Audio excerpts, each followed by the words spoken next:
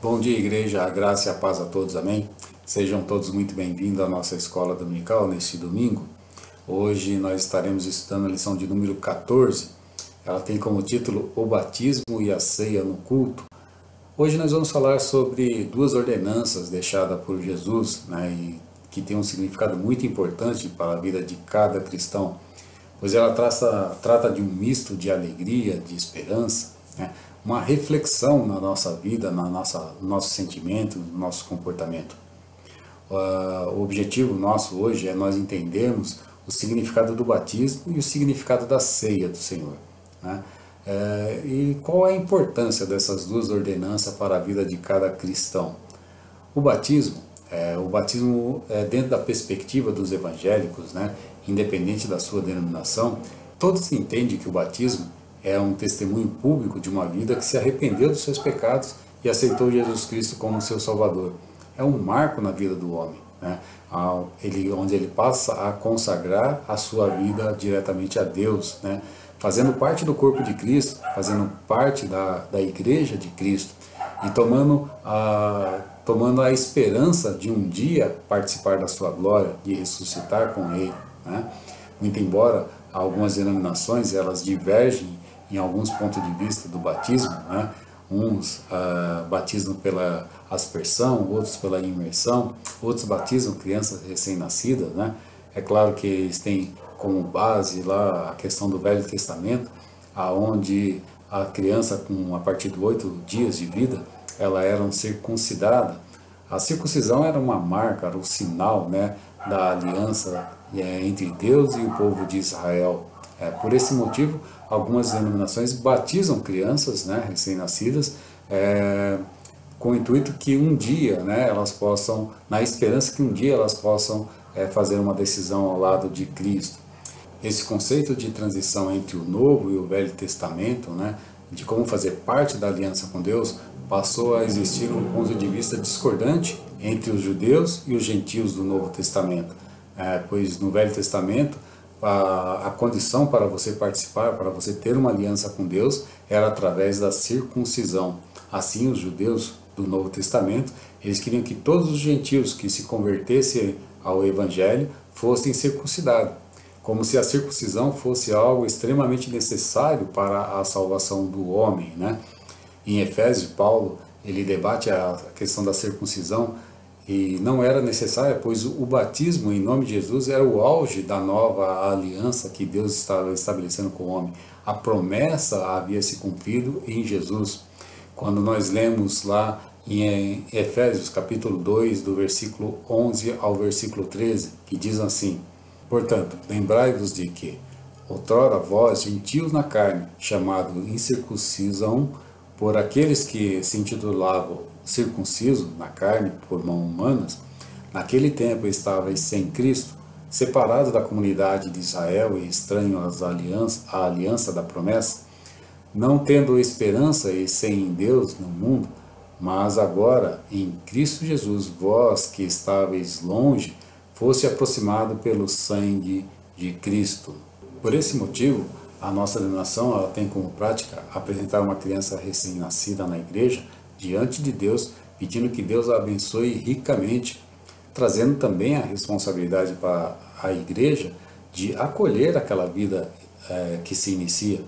E aos pais, de serem um exemplo, de guiar essa criança nos caminhos do Senhor, para que quando ela atinja uma maturidade, que ela tenha condições de tomar uma decisão ao lado de Cristo, assim o faça e assim possa ser batizada.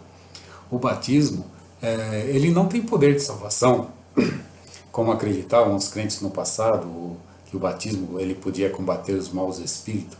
O batismo, ele simboliza algo que já aconteceu, uma conversão aceitando Jesus Cristo como seu Senhor. A Bíblia diz que quem crer e for batizado será salvo. Lembra do ladrão na cruz do Calvário? Ele não foi batizado, mas ele creu em Jesus e Jesus disse: hoje mesmo estarás comigo no paraíso. Nós vamos ver isso lá em Lucas capítulo 23, versículo 43, que diz assim: e Jesus lhe respondeu: em verdade te digo que hoje estarás comigo no paraíso. É impossível nós falarmos de batismo sem mencionar o ministério de João Batista. Isaías capítulo 40, versículo 3, ele se referia a João Batista como aquele que seria o precursor da promessa de restauração do povo de Israel, uma restauração espiritual. João Batista inicia seu ministério pregando no deserto da Judéia. Sua mensagem tem um teor impactante, algo que os escribas, os fariseus, os saduceus, nem as autoridades religiosas daquela época, eles não conseguiam transmitir isso ao povo, né? Sua mensagem era baseada na base do arrependimento e perdão dos pecados, né? Como está escrito lá em Marcos, capítulo 1, do versículo 2 ao versículo 4, que diz assim: conforme está escrito no profeta Isaías, enviarei à tua frente o meu mensageiro, e ele preparará o teu caminho. Vós do que clama no deserto, preparai o caminho para o Senhor, faça veredas retas para ele. Assim surgiu João, batizando no deserto e pregando o batismo de arrependimento para perdão dos pecados. Uma pergunta pode surgir então: se o batismo não salva, por que temos que ser batizados? Em Marcos capítulo 16, a partir do versículo 15, nós temos essa resposta. Jesus disse aos seus seguidores que todos deveriam pregar o Evangelho a toda a criatura, para que todo aquele que cresce fosse batizado, ou seja, crer em Jesus e confessar publicamente Jesus Cristo como seu Salvador. João Batista, ele também revela algo muito importante. Ele revela que ele batizava com água à base do arrependimento e perdão dos pecados, mas após ele viria alguém que batizaria com fogo, Lembrando que Jesus disse que quando ele retornasse ao Pai, ele enviaria o Consolador, que é o Espírito Santo. Em Marcos, temos essa confirmação que o Espírito Santo passa a habitar em nós a partir do momento que aceitamos Jesus Cristo como o Senhor e Salvador da nossa vida, passando a agir em nossa vida, pois nós não teríamos condições de suportar tanto as tentações, as provações, sem a ajuda do Espírito Santo. É através da ação do Espírito Santo em nossa vida, que Deus concede os dons e talentos para que a igreja possa ser edificada, porque em nós mesmos não há autoridade nenhuma, Em Marcos capítulo 16, versículo 15 e 18, ele diz assim: e disse-lhe: ide por todo o mundo e pregai o evangelho a toda criatura. Quem crer e for batizado será salvo. Quem, porém, não crer será condenado. Esses sinais hão de acompanhar aqueles que creem. Em meu nome expelirão demônios, falarão em línguas, pegarão em serpentes. E se alguma coisa mortífera beberem, não lhe fará mal. Se impuserem as mãos sobre os enfermos, eles ficarão curados. O batismo é um marco espiritual na vida do ser humano, onde a ação do Espírito Santo, através de uma vida consagrada, passa a agir através dos dons espirituais, trazendo a edificação para a igreja. Em Atos capítulo 2, versículo 38, ele diz assim: respondeu-lhe Pedro: arrependei-vos e cada um seja batizado em nome de Jesus para a remissão dos vossos pecados, e recebereis o dom do Espírito Santo. O batismo se torna completo no dia de Pentecostes, não apenas a base do arrependimento e do perdão dos pecados, como João Batista pregava, mas como ele mesmo havia falado, que após ele viria aquele que vos batizaria com fogo. No dia de Pentecostes, o batismo se torna completo, a base do arrependimento, perdão dos pecados e a ação do Espírito Santo na vida do homem. A igreja, por volta de 200 anos depois de Cristo, ela incluiu 5 fases para que uma pessoa pudesse ser batizada, que de uma certa forma também seguimos nos dias de hoje. Primeiro é entendermos a motivação daquela pessoa de ser batizada. É pela motivação correta? É porque ela realmente aceitou Jesus Cristo como seu Senhor e Salvador?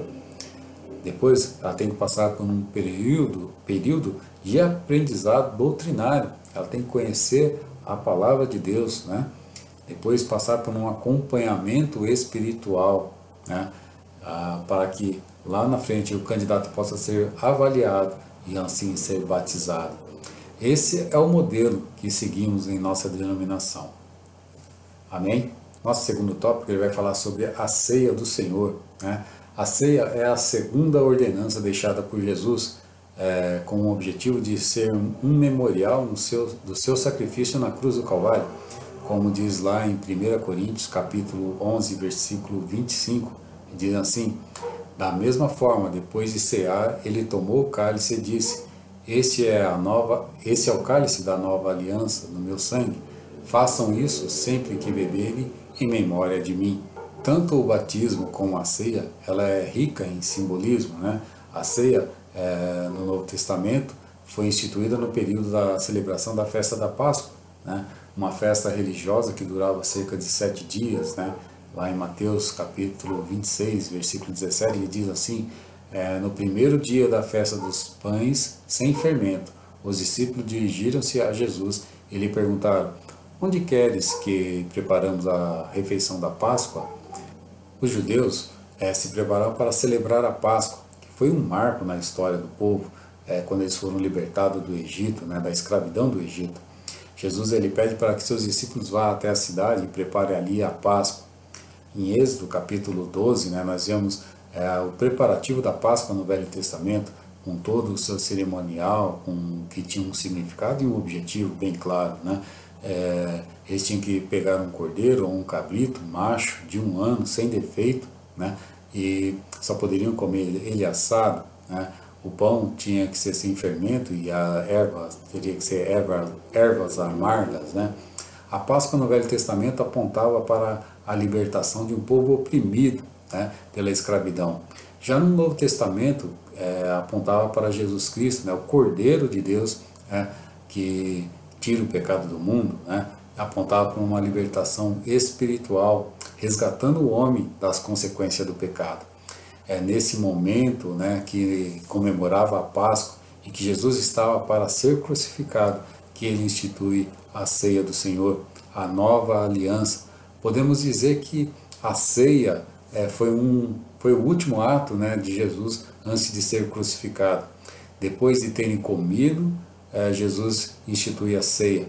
Lá em Mateus capítulo 26, versículo 27 e 28, ele diz assim: em seguida tomou o cálice, deu graça e ofereceu aos seus discípulos, dizendo: bebam dele todos vocês.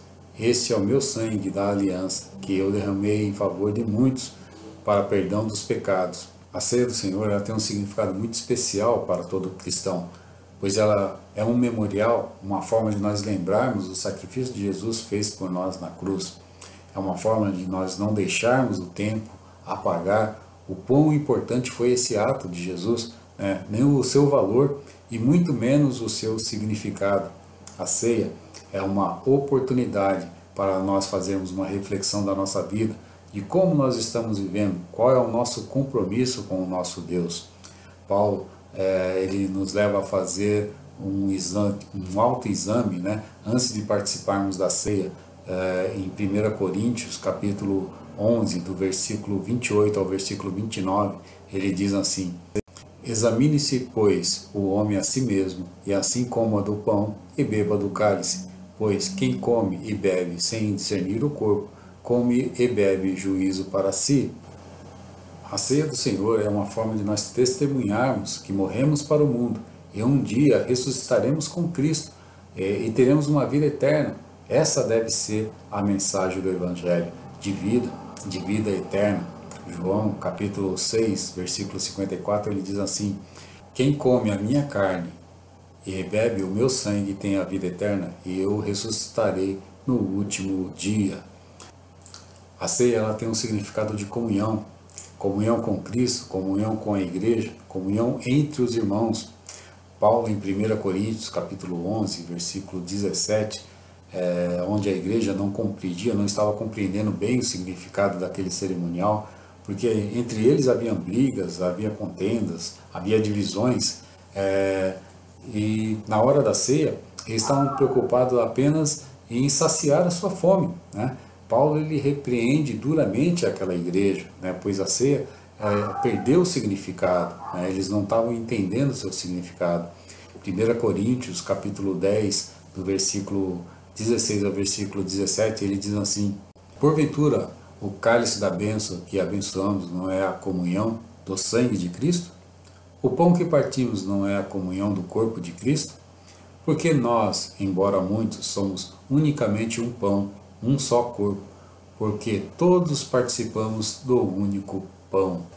Para concluir, podemos dizer que a ceia é uma ordenança deixada por Jesus Cristo. A ceia é um memorial, onde nós relembramos o sacrifício que Jesus fez por nós na cruz do Calvário.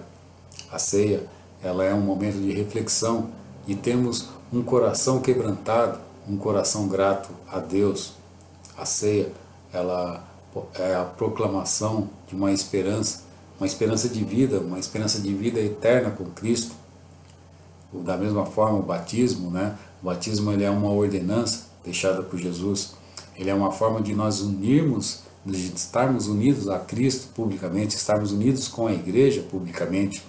O batismo ele tem um significado de perdão, de purificação. O batismo ele simboliza algo que ocorreu na vida do cristão, que foi a conversão, acreditar em Cristo Jesus.